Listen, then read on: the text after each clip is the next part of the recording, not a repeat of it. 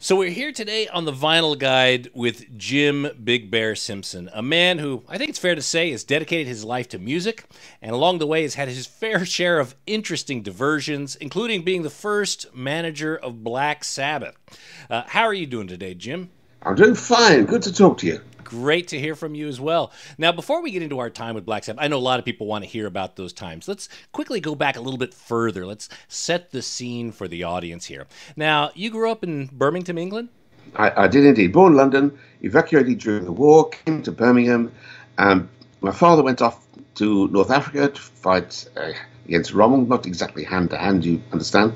And I was left at the tender mercies of my aunties and things, and they knew I liked music, and they kept buying me country music, like Montana Slim when the white azaleas started blooming. But luckily, Dad came back and rescued me, took me upstairs to the attic, took down the Louie Armstrong records and said, "This is what you should be listening to," and he's right. Ah, so you were in a very musical family, just from a very infantile age, yeah? Yeah, I bought my first piece of shellac, my first 78 when I was 8 years old, apparently.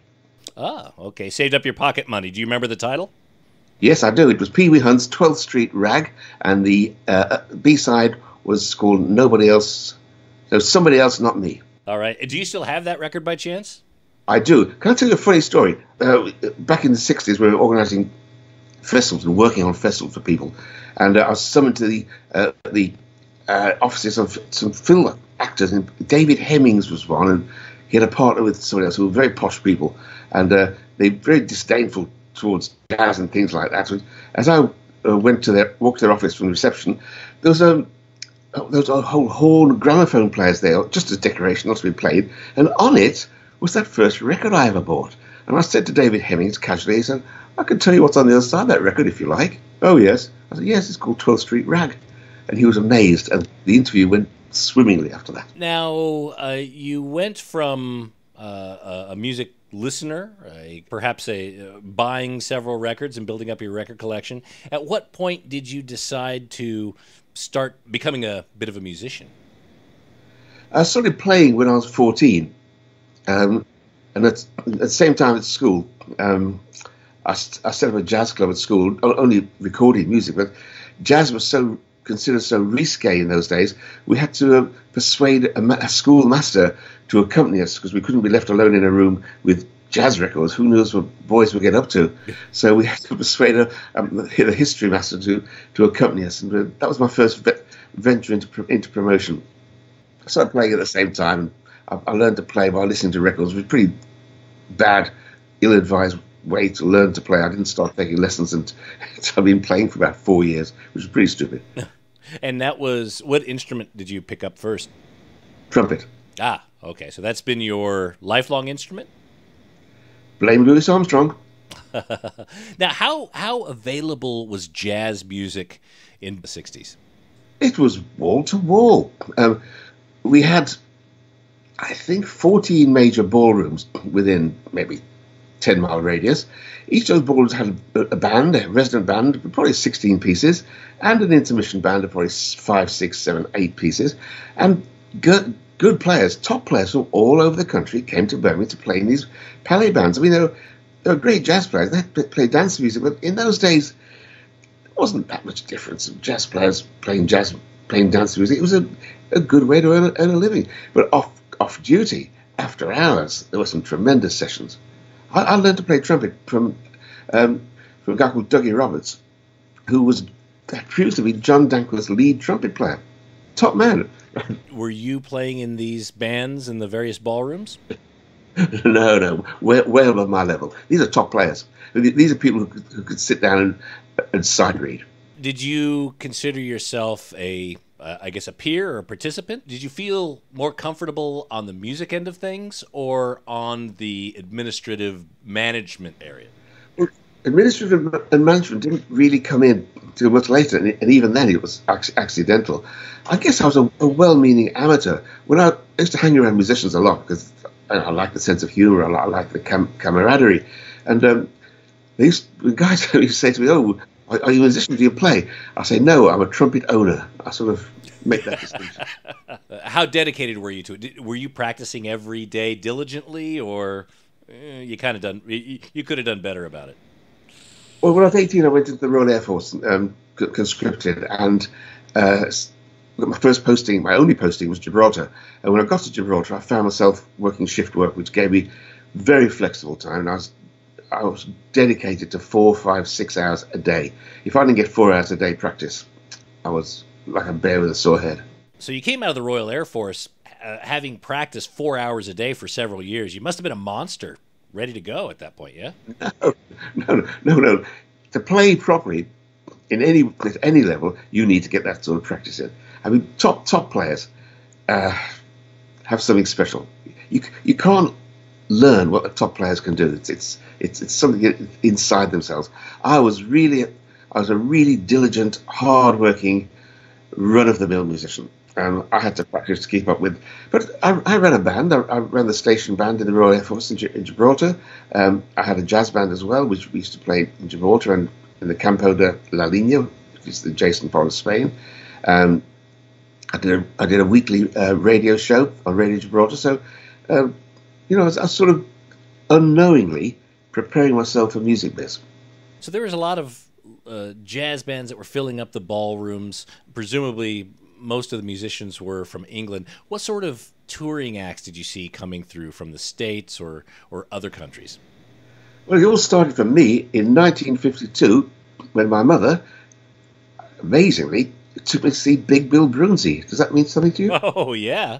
Oh, yeah, absolutely. Love the blues. Well, I was actually amazed. I'd never really listened to the blues, but Mother thought I should.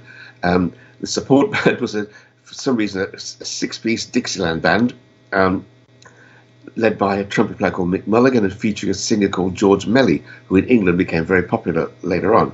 And the audience had come to hear the jazz. Some of them were being very disrespectful to Broonzy. They were shouting and because, I mean, this was fairly deep Mississippi blues. And the evening ended with the drummer, Stan Gregg, and Mick Mullen, the trumpet player, chasing these yobbos down New Street to exact revenge upon them for being disrespectful to Broonzy. But that's my first concert. And what prompted your mother to take you to see, among any other acts you could have picked, Big Bill Broonzy? Well, mainly because I think she understood that I was interested in music and that she wanted to encourage it. She played piano, but her main love was theatre. But that was enough to make her understand that I needed encouragement. And when Broonzy came to England in '52, that was a real milestone. I mean, the blues fans had never really seen the old guys ever before, I don't think. The jazzers used to come in before the Musicians' Union Band came in later after the war. But the jazzers came in the 30s quite a lot, but before my time. But Dad saw Basie Band, he saw Duke Ellington, Cab Calloway, Fats Waller. He saw all these guys in England during the 1930s. So they got him. He had no chance, did he? Oh, and he passed on his good taste, which I think is it's imperative. I think every parent who comes from that sort of musical heritage has a duty to be able to expose their children to it in the hopes that they catch the bug as well.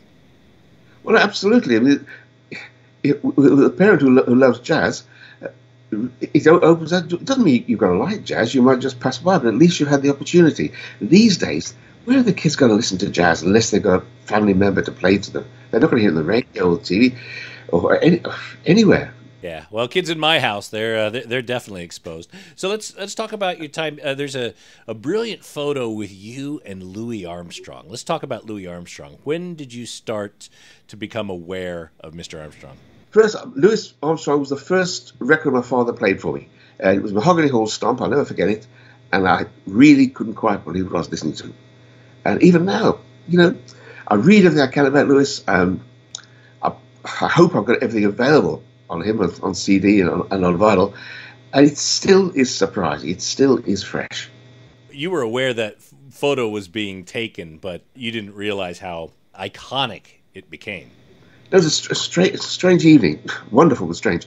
It was on a revolving stage in a sports drome, which is a roller skating ring, and the audience was 360 degrees around the stage. So it revolved. So we all got look at Louie's front and Louie's back and side as it revolved. And the band were on stage, and Trevor Young was playing the melody of Sleepy Time, the Louie's signature tune, and Barney Bigard, Arville Shaw, Barrett Deems, all playing, except there was no Louis. And suddenly, about 3 feet behind my right ear, there was this wonderful tone. And it was Louis walking down the aisle, and he suddenly started to play just as he walked past me. It was a good moment. It was like a girl saying yes. Oh, that's beautiful. So did you spend any time one-on-one with Louis, or was your interaction pretty limited to that picture and seeing him live? No, I've seen him live. I never met the man. I was very good friends with Max Jones, who wrote his autobiography, who got fed up of me quizzing him day and night about his time with Louis. Little story he told me that was rather nice. At first, when Max went on tour with the band, Louis was a bit disdainful because Louis had some bad times from white promoters. He'd linked up with Joe Glaser, who looked after him, and he depended on Joe Glaser, but he's a bit suspicious of other white people he didn't know.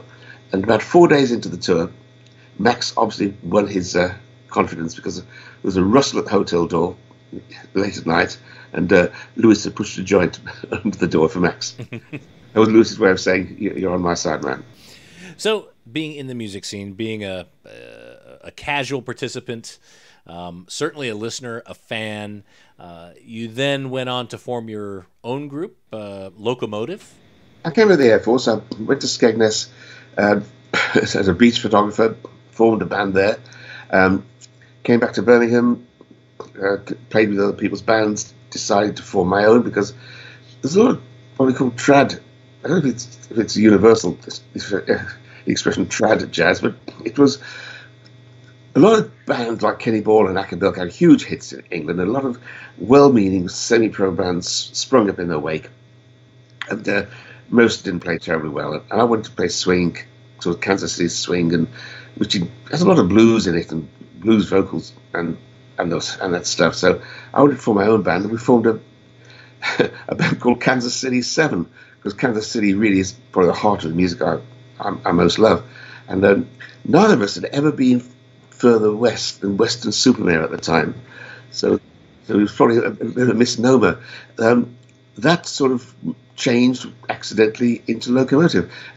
What happened along the way was my piano player worked time in a record store on Smelling High Street, which is the heart of West Indian territory here. And I used to go to his record store on Saturday mornings and listen to all these Jamaicans coming in and making requests for their imports. And the music was wonderful. It was rock steady at the time. The music was all rock steady. It preceded ska. And we just loved it. We just hanging around these old West Indians and picking up on their music, and we put a song together. And we had a hit record with it. Might be the first ska hit ever in the UK, and ironically, it was by a non-Jamaican band. A bunch of local kids. What was that record in the band? It's called Rudy's in Love.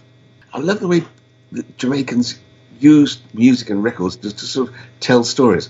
There were lots of Jamaican records about this gangster called Rudy, and he really did this. And in fact, we did a song before that called Rudy, A Message to You, which was somebody else's record. We just covered it. And the Specials had a hit with it some years later, but we did it first. Rudy, A Message to You, and other people all these stories with Rudy doing this, that, and the other. So we decided to make Rudy a nice guy and fall in love. So we did this thing called Rudy's in Love. It was ska without the balls, I suppose. So that was on the Parlophone label. Do I have that right? Yes. Okay, I just looked it up on Discogs. What that record? I didn't realize that was part of your history there. Do you still have copies of that record? Oh yeah. Yeah. Can you still play the song? Yes. He must sleep.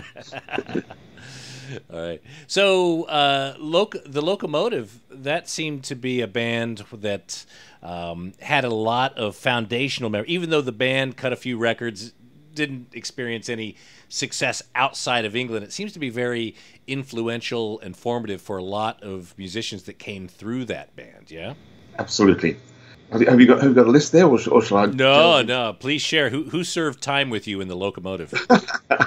So, Tom, that's good. Mike Burney, who one of my favourite tenor players ever, was in my first band. He went on to join Wizard and Sid Lawrence, people like that. We had drummers aplenty. John Bonham, Cole Palmer, Mike Kelly went to Spooky Tilton afterwards. Mike Kelly, who recently died, used to have a lovely story about 3 drummers in a New York hotel room suddenly realised they'd all been drummers with Locomotive at one time or another. That was Cole Palmer himself and John Bonham. Polly Palmer went to Family. I can't remember half of them. Dave Pegg, Fairport Convention and Jethro Tull. Oh, until Chris Wood, Traffic. So the Locomotive was a bit like a boot camp for English rock stars in the late 60s. So the Locomotive records Rudy's in Love. What happened to that single, and did that lead to more? It was a bit of a watershed. Going back a little, I worked through the 60s as a trumpet player and photographer and band leader. Each subsidised the other, so it's possible to make a living.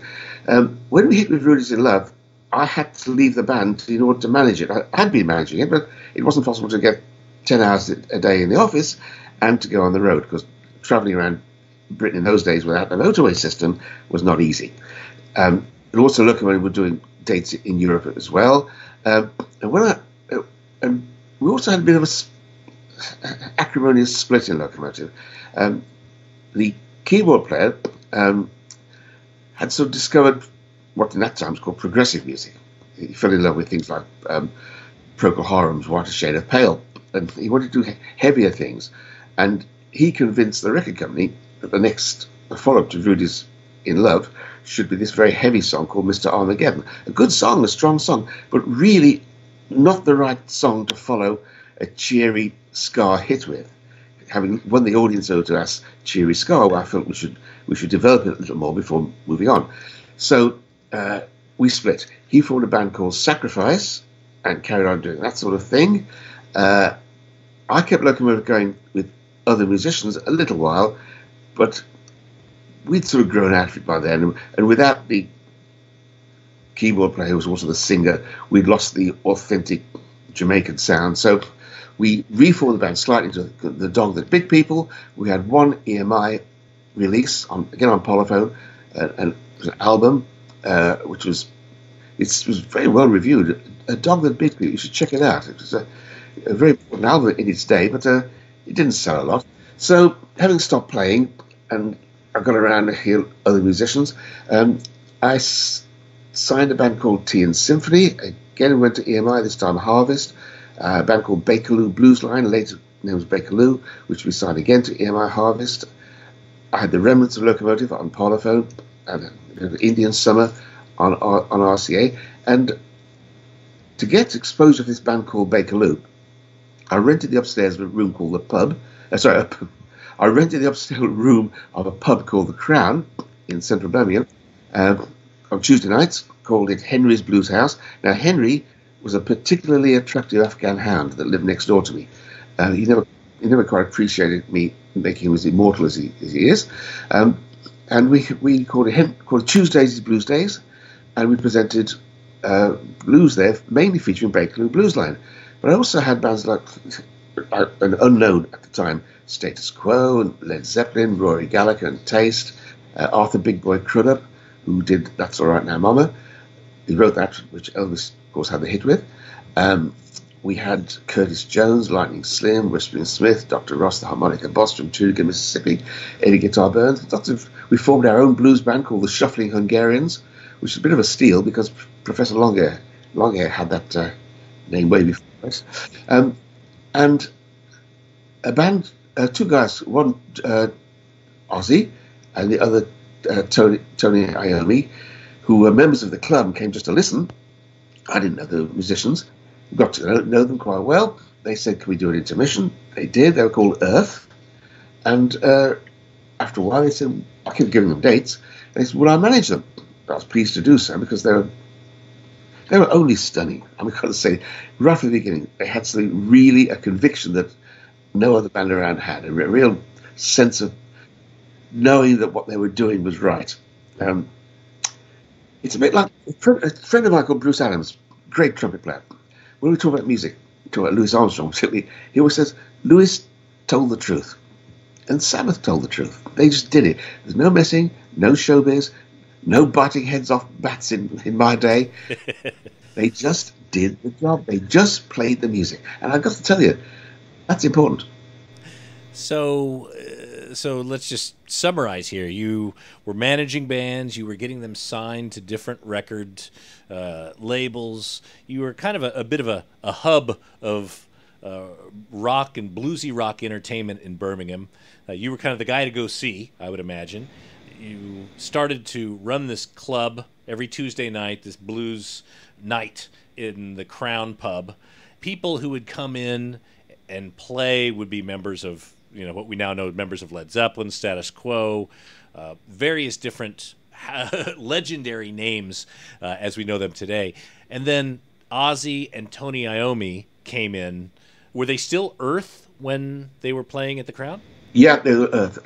They both turned up on the first night. They're both first night members. They played a magnificent sum of 5 shillings, which is a quarter of a pound, and to become a year's members. And they both had single-digit membership numbers, so they're right at the beginning. But I got to know them as people before I actually heard them. So we sort of gently went into our management agreement. It wasn't a sudden swoop. We knew each other well. And we taught music. And remember, Earth were a blues band. And there was our bringing blues guys, which was exactly what they wanted to listen to. Was it just Tony and Ozzy, or was Geezer and Bill part of the unit? You just dealt with Tony and Ozzy. Yeah, no, they were part of the unit, but it was Tony and Ozzy that came out as fans. But when they booked the band to play there, of course, it was the band that we all know as Black Sabbath. When we hear interviews of talk of the early days, the story is that they were penniless. I think a common reference is they had to share pairs of shoes between them because they couldn't afford them for every member. Do you remember that level of poverty, or is that kind of a manufactured tale? It's a manufactured tale that's gathered moss as it goes on. We were none of us rich to start with, but the band were always a heavily gigging band. We all made something. And this story of sharing shoes is just a nonsense. Just a nonsense. Okay. Part of the legend. I never heard it till this moment. I've heard other stories. I mean, they lived at home. They were fed and watered by their families, and we went out and we did gigs. I mean, we didn't go for it. Naturally, no band starting out works for high money, but we were working for good average money that bands were working for in those days, and we quickly moved out of that price range. Very quick. I mean, quickly, after months, not overnight, but they were clearly on the rise from the beginning. And they did some recordings early on, which I imagine you were part of that decision process, or even in the room while they did it. Songs like The Rebel and When I Came Down. What's the story behind those recordings? Okay, when I eventually got a record deal for them, I had to go. I willingly went through a company belonged to Essex Music. It was called THE, Tony Hall Enterprises, and Tony Hall was a very well-respected disc jockey, radio presenter, with a very good taste in music, and he would offer us songs to do. But going back a little bit before that, we did the first demos of Sabbath in Birmingham before we got involved with David Platt's Essex Music, Tony Hall. And those recordings threw up songs like Blue Suede Shoes, give me a second here, Jimmy Rush. Ozzy liked Jimmy Rushing. We did Jimmy Rushing's Evening.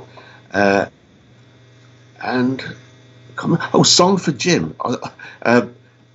Tony Iommi did a Charlie Christian-like guitar feature called Song for Jim, which we recorded. Now, when songs like The Rebel came in, that was a song that Tony Hall found, and I'm sure it was from an American artist, and we never found out who wrote it. It was attributed to Norman Haynes. I never know why, because Norman Haynes was the singer with Locomotive at the time, by the way. He was the one who was responsible for songs like Rude Is in Love and Mr. Armageddon. But he didn't write the Rebel. Tony also found another song from a Canadian band, I think. The song's called Wicked Woman, which was the first single commercially released by Sabbath, and it was supposed to be on Vertigo, but the single was ready before Vertigo was ready to launch. So I think it came out on Photogram. And how many recordings were there before the debut album? Commercially released? Or just even they went into the studio to record a handful of songs. Like, how many songs do you think are out there somewhere that predate the first studio album? I'm not sure. I would have thought 4 or 5. There's rumors. Again, we're tapping the rumors here. This could be this could be totally manufactured, but that there was nearly an album's worth of material before the debut LP, including a 5-song EP that may or may not be titled For Jim. Do you recall any of that? Those sound like songs that we recorded in Birmingham. Ah. Because if it says For Jim, that means that it's taken from Song for Jim, which was definitely a Birmingham recording. I think we did 4 songs on the first session, and all I can recall, a really strange mixture, was Blue Suede Shoes, Evening, and Song for Jim. It was probably a 4th song, but it wasn't released as an EP. They were just demos for me to take to major record companies. In fact, we did a facsimile of what became the first Black Sabbath album in Birmingham, which I took around 14 major record companies. And played 14 A&R men and got 14 no's. Would you believe that? So they had the songs, The Wizard, Black Sabbath, all that was already formed and demoed when you went around, when you got the yes from Vertigo. Those songs were already developed. They were developed, they were worked in on stage, they were played 5-6 nights a week by the band up and down the Midlands and the North. And in Europe, not really anywhere near London. We just couldn't break London to start with.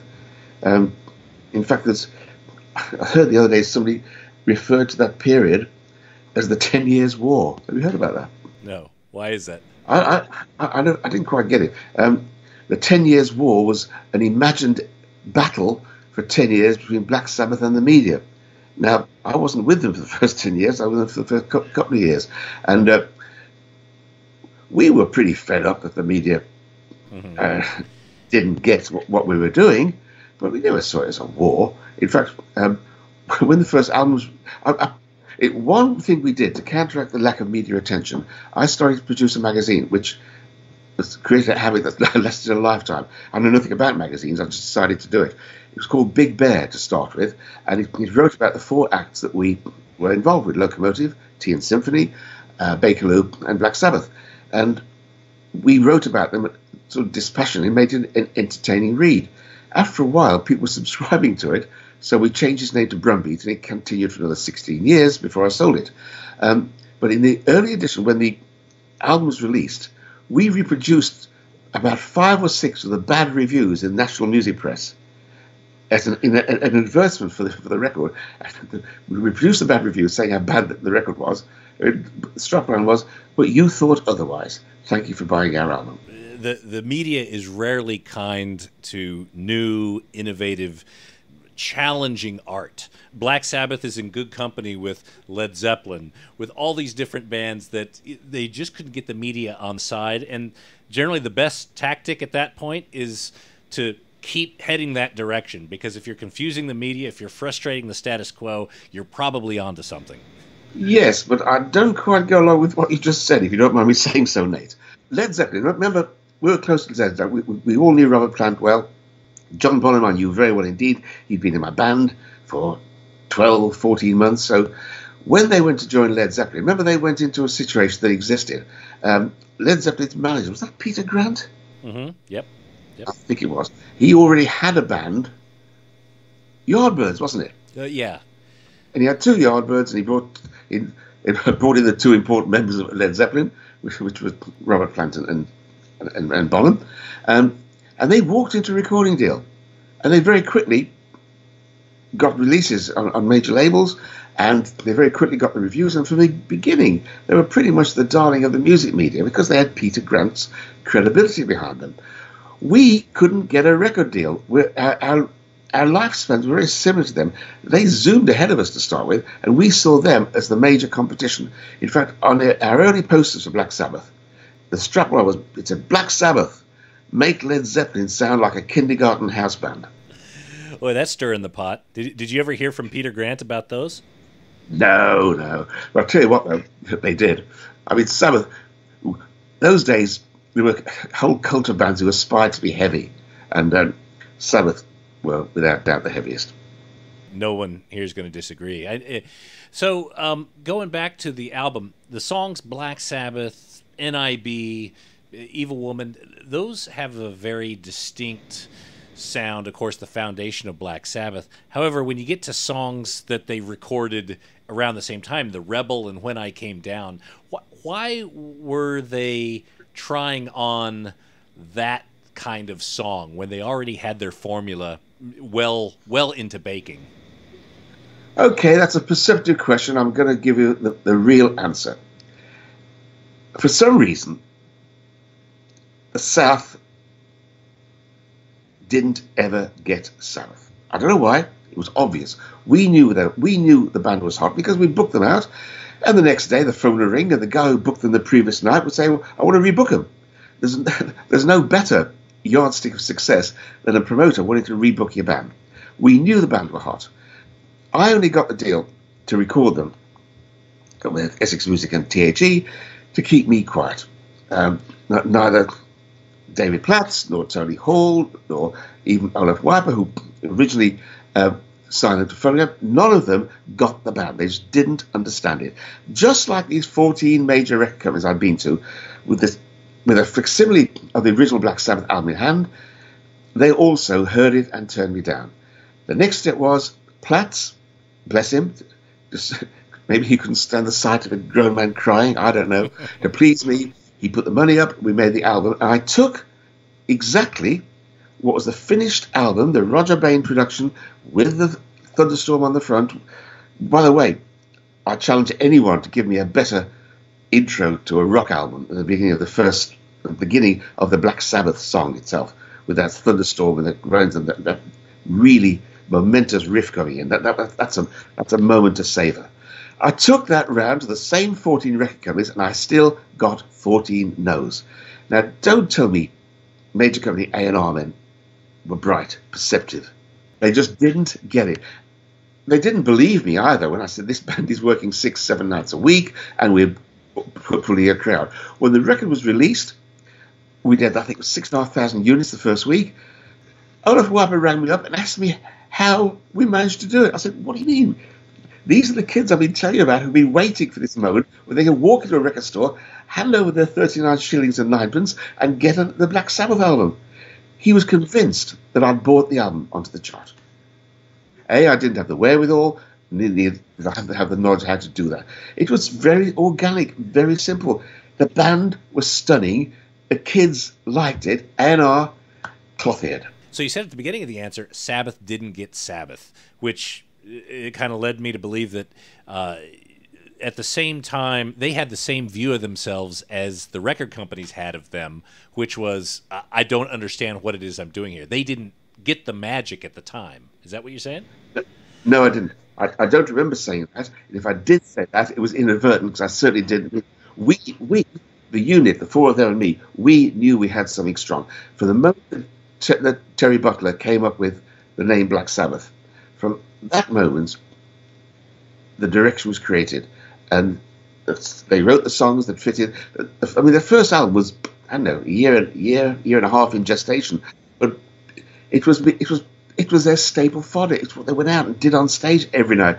So when they went in the studio and Regent Sound, Roger Bain, bless him, not cursed with a curse that most record producers have. Most record producers want to inflict themselves onto the record. They want to have a presence on the record. They want to have an influence on it. Roger Bain understood that the band had got it. And all he did was set the levels and press play. And he was intelligent enough not to fool around with it. And he was great. The first album, I think, is one of the greatest rock albums ever. Oh, You're not going to get any disagreement here.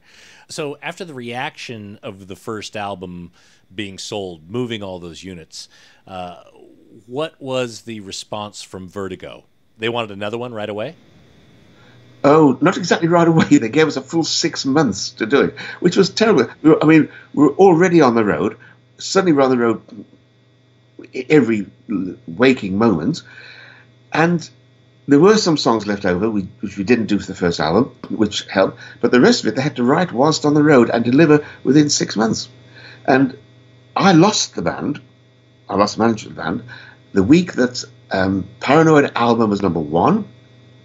Black Sabbath, the album, came back on the chart at number 16, and Paranoid, the single, was number 2. Now, I lost them at that point, and still, after that, they had to go on and deliver another album, a third album, within 6 months. And I know you will probably think, and everyone else thinks that I say this because of my involvement with the band, I really, truly believe that the first album, Black Sabbath, was the greatest Black Sabbath album. Paranoid was the second greatest. I believe that. It's not because I wasn't involved in the third album, because I was slightly involved because we were planning it already when they were with me. But all their experience, all their ideas, throughout their young lives came to fulfillment in that first album, Black Sabbath. And then, what wasn't used then was, it gave us an impetus for the second album, and then to have demanded a third album within another 6 months, I think was pretty much inhumane. So, in building up to Paranoid, what spare parts did they have left over that ended up on the Paranoid album? Nate, 50 years ago, I can't remember. but you remember chart positions. I don't know about that. But the first album was momentous for us because we'd been living it for months before we even recorded. Yeah. And the impetus of that carried us really into Paranoid. I mean, Paranoid, some of the stuff on Paranoid is much more sophisticated than the Black Sabbath album. But I just think the first Sabbath album just captured a moment in time. Mm-hmm. I just think they. I mean, if you listen to that early album again, you listen to it through canon, so you hear it properly. It really is. It's a document. It's a musical document that really captures a band not at its peak, because they got slicker and faster and better players over them years to go. Of course they did, but that was a really important moment. Well, I imagine the pressure was on because this is the moment to really prove themselves. If the first one didn't hit heavy, then what are the chances of a second or third? I think we were shouting on the first album. We were saying, listen to this. This is good. This is what we do. This is good. Listen to us. Because people weren't. I mean, it wasn't just the London media, it was the London record companies. The first London gig we played, we were on the chart. We didn't do London until we were on the chart. And we played the 100. No, we didn't. We played the Marquee in Wardour Street. And when we got there at 2 o'clock in the afternoon, the line of kids was right down Wardour Street and right up Gerrard Street. It was great. The album Paranoid was originally called War Pigs, or meant to be called War Pigs. What do you remember about the change that had to be made to title the album Paranoid? Yeah, well, War Pigs was in fact the subject of the design on the front of the album as well, which rather proves your point. The record company was sensitive. They photogrammed it. They thought that War Pigs might be considered to be a bit offensive, a bit provocative. Yeah, but the upside down cross in the Black Sabbath gatefold, that was okay. Well, I've got to tell you this. You know, a lot of people associate the band with Satanism or black magic and the like. It wasn't at all. I love the album design on Black Sabbath. I think it's absolutely stunning. The photograph at the front is so evocative and so cool. A guy called Keith. His working name was Keith, Keef, but his name was Keith something. I can't remember his second name. Brilliant job. It was him that came up with the inverted crucifix, not the band. Now, Keith did a lot of work for Vertigo. He was a friend and associate of Olaf Weiper, and that design came through Vertigo. It came through there. We loved it. I have to say, it struck us as it would someone out there was taking the trouble to really apparently get our music and get the right design and the right thing going for us. We were knocked out, but it didn't come from the band. The Black Sabbath, the Satan did not come from the band. Using that imagery and the content of the songs, and it is quite provocative, especially for the time. What was the conversation like within the band and the management of, if you're going down this road, certainly there must have been discussions about having that level of darkness around the band's brand. Yeah, that was certainly the image of the music, but I want to sound coy here, I suppose, but your lyrics are only a certain part of the performance. For me, it was always the music. The lyrics were strong and attracted your attention, but I just loved the way the band sounded. I just thought the band was. It's what Count Basie used to call a one-beat band. When one guy hit, they all hit. It was telepathic, because they did so many gigs. When they did the Star Club in Hamburg, we were doing 6 times 45 minutes a night. Can you understand that? Well, no, 6 40 minutes a night. It was 8 till 8:40, 9 till 9:40, etc. You imagine coming back to England and just play 2 1 hours or 2 45s.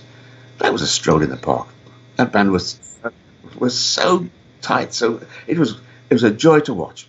In rock and roll terms, it was, in my book, it was perfection. And the album covers, was that artwork provided by the record label, or did the band or management have some say in the design? The first 2 albums, the first album was done in a bit of a rush, because that's why Phonogram signed us, because they didn't really like the band, but they'd had whoever's delivering the masters for catalog number V06 failed to deliver, and Phonogram needed a VO6. Phonogram had a policy of releasing in tranches of 3. VOs 1, 2, and 3 were released together. I think that was Rod Stewart's Old Raincoat, Won't Ever Let You Down, Man from Man's Chapter 3, at Heisman's Coliseum. That was the first set of releases. Set of releases 4, 5, and 6. I can't remember what 4 and 5 were. Well, whoever was supposed to deliver number 6 didn't. So they called us up, and they had the master in a hurry. They got the sleeve done in a hurry. We had no chance to change that. Not that we would have done, because we thought it was absolutely brilliant. The second design, again, came out of Phonogram. It didn't grab us as much as the first had, but, well, after the first album sleeve, there's, how are you going to better that? Oh, I know. It sounds like you trusted the record company to help mold the image of the band. In those days, they were all a bit like the Wild West, I suppose, in the music business, because we hadn't the experience of working with albums by then. We think at that time, that was the third album release I'd had. The first 2 were on EMI Harvest. We did have an input into those. That's true. But with I don't know, Sabbath, more of an organic band. It sort of naturally grew, naturally developed. We had respect for people who were professional in their job, just as we wished they had respected us for what we delivered. And Phonogram didn't let us down. That first album design was great. The second one was pretty good too, but it didn't aspire to the heights of the first. And by that time, I drifted apart from them. Well, it wasn't drift; it was an overnight rift. But no, we were happy with what Phonogram were doing. When it came time to split with the band, Paranoid had just been released. It was number 1 on the charts. In fact, your name is on the first pressing inside the gatefold. And I'm sure you're aware that any copies that have Jim Big Bear Simpson are highly collectible. Are they? Oh, they are. They're actually worth much more than what. In fact, I don't know if you know this, you're name checked in record collecting circles. Oh, I've got a Paranoid with the Big Bear credit. I didn't know that. Yeah. So you're name checked in the first pressing of Paranoid in the gatefold, and I can send you pictures and that sort of information. I'll post these sort of pictures on Instagram so people can see for themselves. But then you and the band parted ways. What was that discussion or decision like? Right. Here's the story. Right from this beginning of the success of the first album, other companies were making overtures towards over management companies. It was quite the norm in those days for people to big companies in London with money to steal bands from provincial managers, because I was working out in my dining room. In the dining room of my home, we'd have weekly band meetings with Black Sabbath, and the whole Black Sabbath thing was driven from there. We'd talk to the Japanese releases on Victor. They called me at early hours of the morning because of the time difference, and I get calls from America right through till 4 in the morning, all at home, and it was all done from my home. Now, they had several people making overtures to the Passage from the beginning, and they always told me about it. They were approached by two guys, one called Patrick Meehan and one called Wilf Pine, both working on behalf of Don Arden.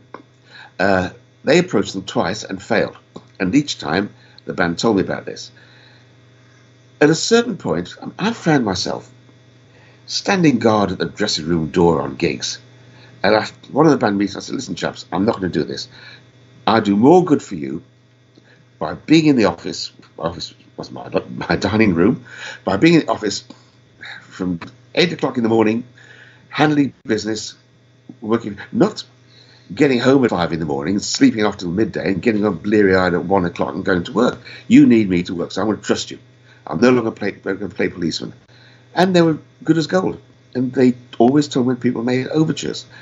Then Pine and Meehan left Don Arden and went to work on their own. And their first enterprise was to attempt, as it turned out successfully, to steal Black Sabbath from me.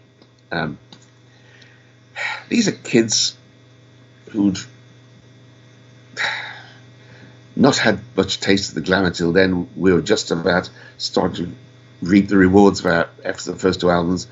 They were seduced by, well, they were given first-class rail fares to London. They were met in a rented Daimler limousine, taken to Speakeasy and shown the high life in London. And they agreed to leave me and break the contract. Ozzy was the last one. I won't go into detail now, but Ozzy did resist quite energetically, bless him. But in the end, he had to go with the band, of course. I got a letter on the... No, I didn't. On the Friday night, the driver, road manager, Lucas, came to me and said, we're playing Liverpool University tomorrow and I've got no money, which is ridiculous because the band used to pick up cash on all the gigs and then they'd give me commission. And Lucas pounced £200 off me, which is, what's that worth today? I don't know, £1,000, who knows? And the next morning, a few hours later in the post, I got a letter saying, do not contact the band anymore. They've now left your management. And they went, I took them to court over it. We won the court case, of course.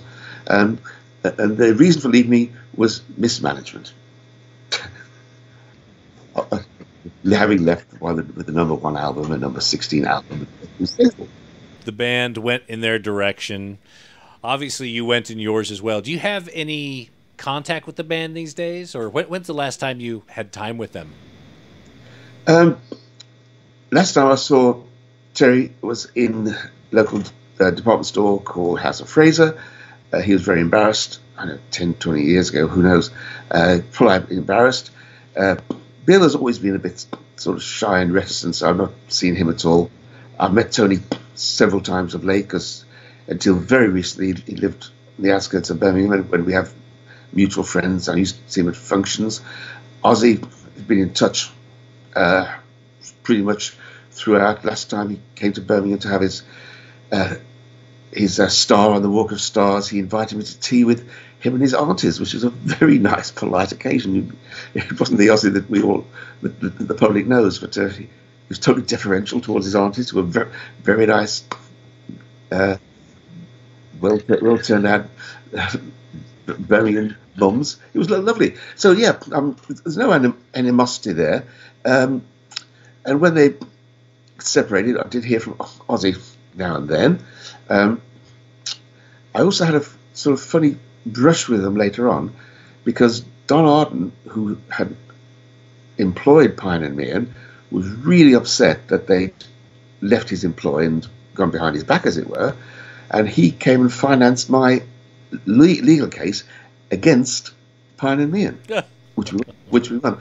And Don was very. I mean, Don has a reputation as the hard man of British rock, as the godfather of British rock. I don't know, which I think he sort of nurtured that reputation himself. He quite liked the sound of it. He did a very famous radio interview with someone called Robin Cook, I think, which he was very explicit about his approach to rock and roll. But he was an open man. But he was really, really very good to me. He gave me free office space in his Portland Place office. I could use his secretarial services. I didn't pay for it. I used to come to London every day on the 8:15, get the office about 10 to 10, and there I was in Don's office. And he quite often tell me about. By that time, Ozzy had split from Sabbath, and he was managing. Don Arden was managing Ozzy, which is how Sharon Osbourne later. Sharon Arden, later Sharon Osbourne, came to get involved with Ozzy because she was handling Ozzy on behalf of her dad. And all that came out of these offices, and it was, it was Don was great. I had a break-in one night at home, and they took my Revox, they took my big tannoys. It was upsetting. I was late going into the office, and the girl in reception said, "The Don's been asking for you. Where have you been?" I said, "Well," because the Don being the Don, he sort of thought I worked for him, but he was generously giving me this space. And I told her what happened. When I came to go home that night, she pointed to a pile of cardboard boxes by the door and said, "Those are for you." I said, "What do you mean?" She said, "Yeah, those are for you. I told Don about your break-in, and he's replaced it all for you." He bought me a new Revox, new tenors. Wow, you're really destroying his reputation with that story. You know that, right? I know. You know what? I was a good listener. I was a good listener in those days, and I listened to him a lot. And maybe he valued my comments on things, but I got a lot of time for Don. He's a very good man. A good man to spend time with as well. Always entertaining. That reputation of being a hard ass really worked in his favor. So it probably weeded out 90% of the potential confrontations that he would have had right off the bat. We had Rudy Sarzo on the show one time, and he was telling some great stories about staying at Don's house in Los Angeles. And everyone I've spoken to says he's such a gentleman, such a pussycat of a guy. There needs to be some more chapters in the Don Arden book written before everyone makes their decision on the kind of man he was. I think you're right. Absolutely. Absolutely. So after Black Sabbath, you refocused your career back on jazz. Yes and no. Let me tell you the tale. I decided, there seemed little point in picking up local bands, developing them, building them, only to lose them to people who could offer them more immediate wealth. So I decided to return to my first love and work with jazz acts. And I thought it'd be nice, having developed international links to my Black Sabbath days, and we set up the first Black Sabbath tour, which they actually went on subsequently after I lost them. They did the tour that I arranged. I decided to use these international connections and bring in some of my heroes, really, I guess. People like Dickie Wells from the Count Basie Band, Buck Clayton, Joe Newman, Illinois Jacquet. So I decided to bring them in and on tour. Now, the problem was those days, you had to get Musicians Union approval in order to get a work permit. And the Musicians Union had this agreement with AFM, American Federation of Musicians, whereby they had to exchange man days. Now, that meant we're a 5-piece band for 4 days. That's 20 man days. And I would have to arrange 20 man days for British bands in America, which was frankly way beyond my capability. So somebody said, why don't you start working with American bluesmen? Because you can bring them in on an equity contract as variety artists, oblique stroke entertainers. So I did. And by accident, the first American bluesman, I want to bring in the black players, so the authentic guys. But the first American bluesman I brought in wasn't American, it wasn't black. It was a man called the King Biscuit Boy. His real name is Richard Newell from Canada.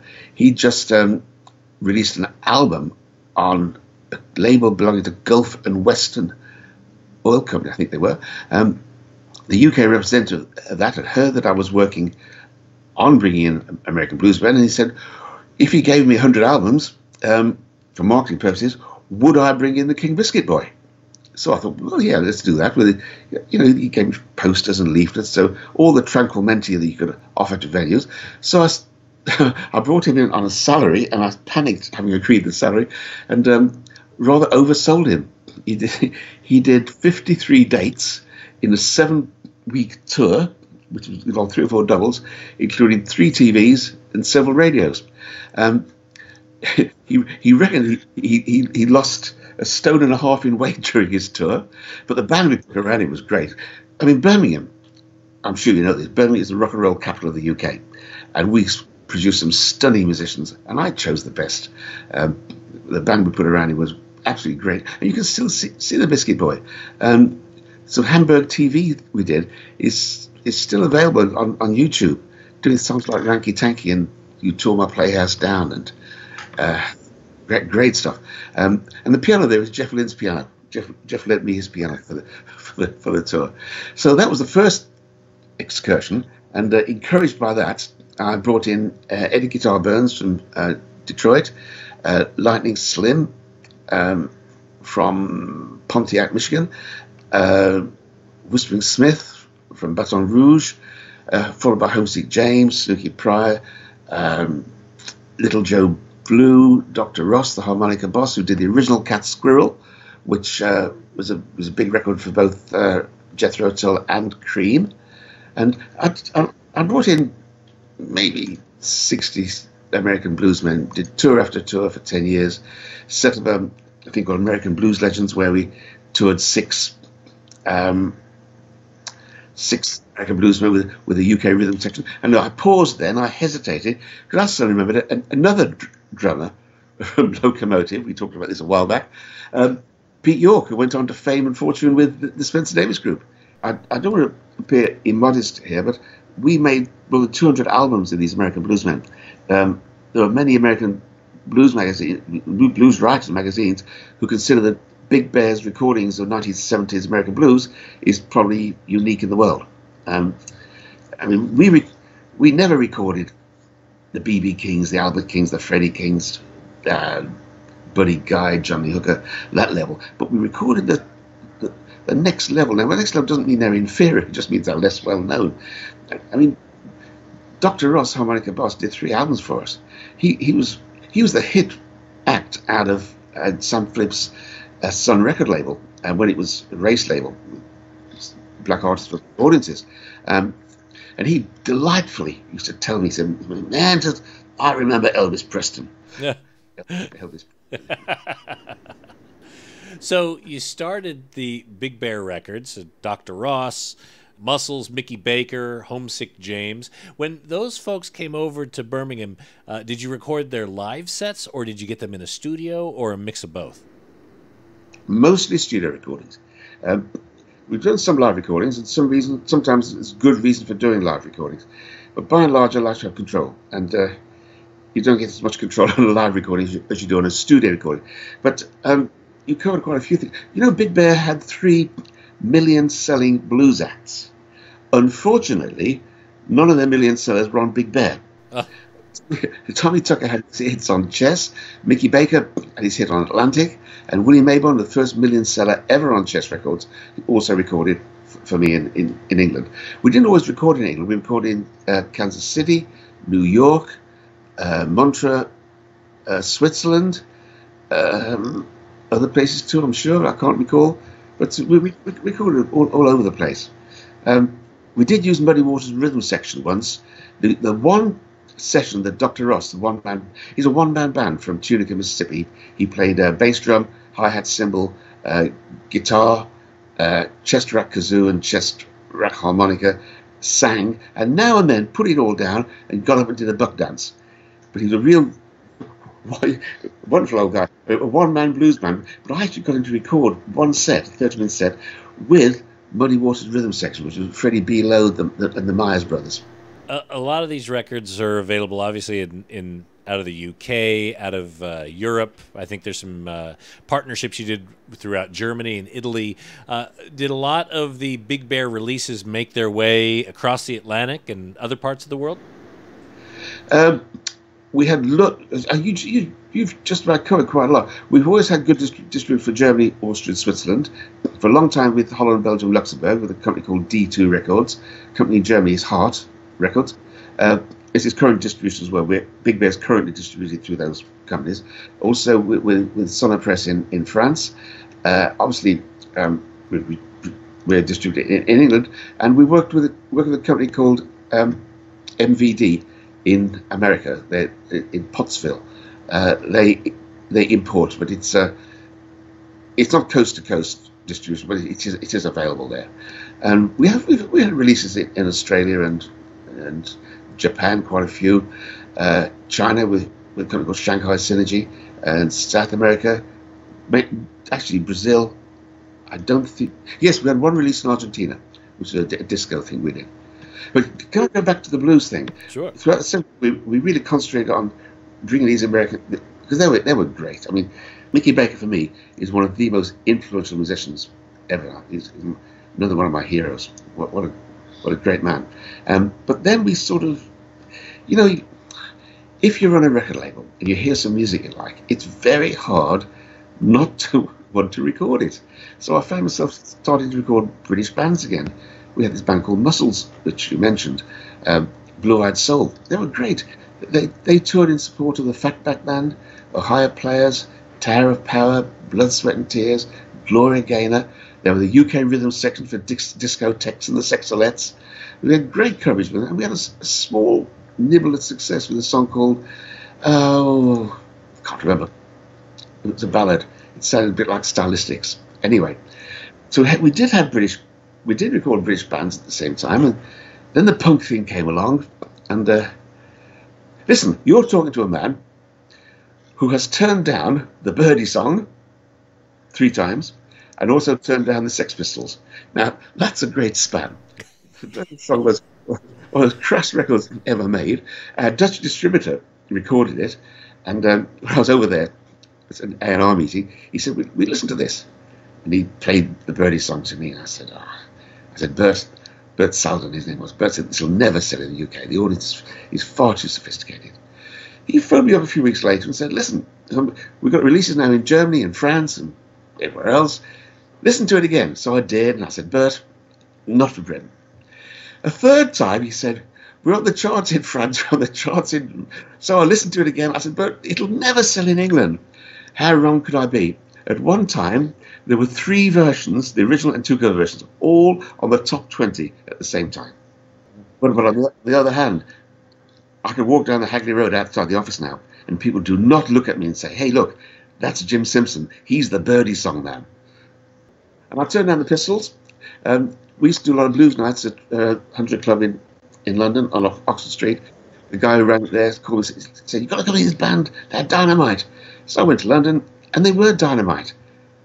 From the first Pistols gigs, they were throwing chairs at the audience, and the audience was spitting at them. And it was, as long as you weren't within range, it was electrifying. But they couldn't play.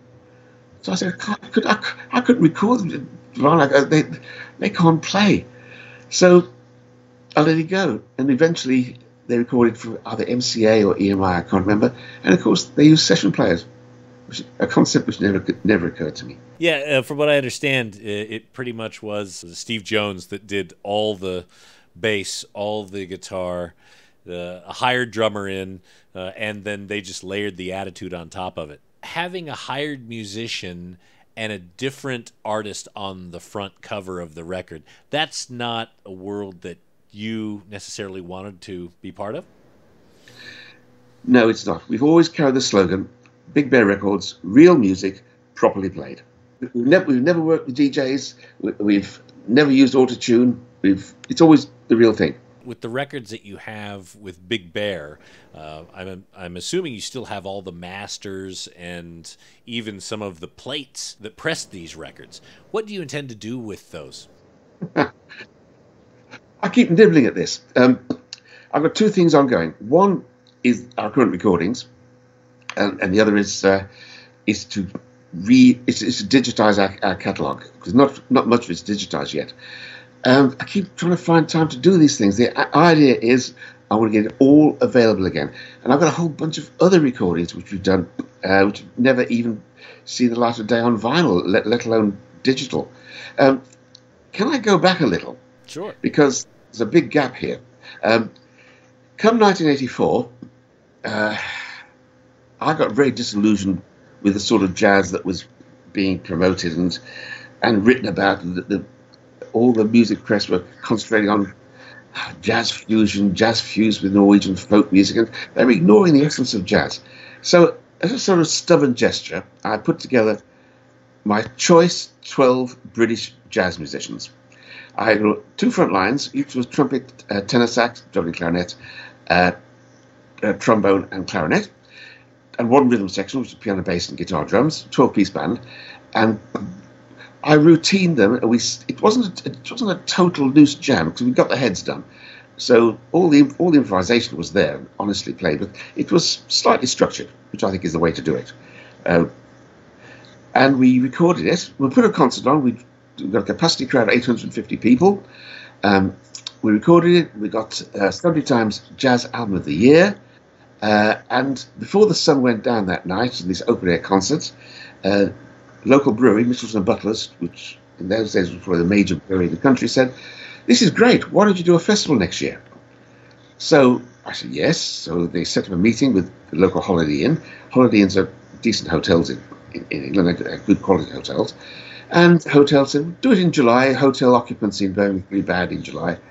So I set up the Birmingham Jazz Festival. That was 1985. This year, we're planning the 33rd consecutive Birmingham and Solihull Jazz Festival, as it's now called. Building on 2016. 2016, we put on 201 shows in 10 days. 187 of them were free to the public. We had bands from a dozen countries. We had 90 venues. We also had photography courses, free dance lessons, ukulele lessons, a sketch crawl, a bunch of sketches for sketching jazzers. We attracted 77,823 people, and we grossed for the local economy £6.1 million.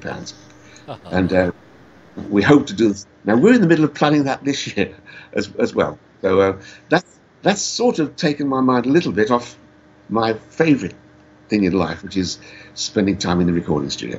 So during the Birmingham and Solihull Jazz and Blues Festival, do you get to enjoy it, or are you wrapped up in the making sure it all comes together for everyone else? It's great. You stand at the back of a room full of people listening to some great music, and there's no better feeling. Well, there is a better feeling. Better feeling is recording it, but it's really good. I've got the best ticket in the house. I don't get to see all the shows, but it's great. And the after hours stuff, we use a hotel. One hotel is a centre of the festival, and all the guys gather back at the hotel afterwards. And it's just pity these times can't be recorded. Not just the music, but the conversations, and it's a very special time. There's nothing like getting jazzers together, except they're not just jazz players; they're blues players too. But as well as this, we've been recording consistently. I've got a band I've managed now for this year's the 30th year. I've managed the King Pleasure and the Biscuit Boys, which is a sort of Kansas City style swing band. We've done 11 albums with them. It's the most fun you can have with your clothes on, and they're still a big draw and still touring. They've toured with B.B. King. They've supported Ray Charles. They've done 4 shows supporting the original Blues Brothers band with Duck Dunn and Steve Cropper and all the guys, Mr. Fabulous, Lulu Marini. We've been very active in the recording front as well. We've got a great band we record now called the Whiskey Brothers. We've got a stunning band from Preston called Tipitina who play the music of New Orleans, named after Professor Longhair's song Tipitina. And they're absolutely some great music around. And for our 50th year, which is next year, Big Bear Records, we've got some nice things going. We're trying to do some really. We've got the Whiskey Brothers. Let me tell you what we're doing. We're going to be recording an album in November of the Whiskey Brothers. It's called. let me get my brain around this. It's called The Blues and the Bear, A Road Well Travelled. And what we're doing is we're taking 14 songs that were previously recorded with the likes of Homesick James and Eddie Playboy Taylor and Big John Wrench and all those guys. The Whiskies are taking 14 of those songs and doing their interpretations of them. So looking back over 20, 30 years. A bit of a retrospective, a glance back before continuing forward. Yeah, glance back, but recorded today. That's brilliant. So how often do you get to see the inside of a recording studio these days? Okay, let me tell you. 10 years ago, we made 8 to 10 releases a year. Now we're two releases a year, maybe 3. Mainly on CD. Do you still make vinyl LP records? Oh, I'm summoning up the courage. You will during next year. For our 50th anniversary week, we have to do something on vinyl. We have to. Oh, so Jim, thank you very much for spending time with us. It really has been a great honor to be able to listen to your stories from the very beginning when you were a young boy playing trumpet in Birmingham to managing one of the greatest rock and roll bands in history and developing 2 of the greatest landmark albums in rock and roll. Then, of course, developing your record label. And now you've got the Birmingham, Solihull, and Samuel Jazz Festival coming up this July 14th through 23rd. Over 200 shows. So for you jazz lovers, blues lovers, really music lovers, anywhere in the world, if you've got some time in July and you want to experience a wonderful jazz festival, make sure to make plans to be in Birmingham July 14th through 23rd, and I'm sure you're going to see several great shows. Jim, thank you very much for spending time with us. We do appreciate it. Nate, you were brilliant. Thanks for what you did. I'm quite convinced what you said. It sounds like we haven't wasted all our time. Yeah, you may have to be there. That sounded pretty good, huh? Great.